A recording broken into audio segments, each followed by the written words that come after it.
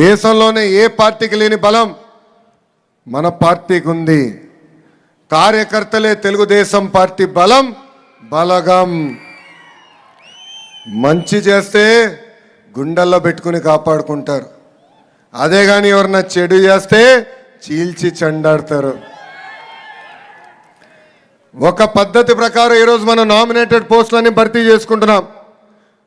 గౌరవ జాతీయ అధ్యక్షుల వారు ఆదేశాల మేరకు ఈ నెలలోనే అన్ని పోస్టులు భర్తీ చేయాలని కూడా నిర్ణయం తీసుకుంటాం జరిగింది.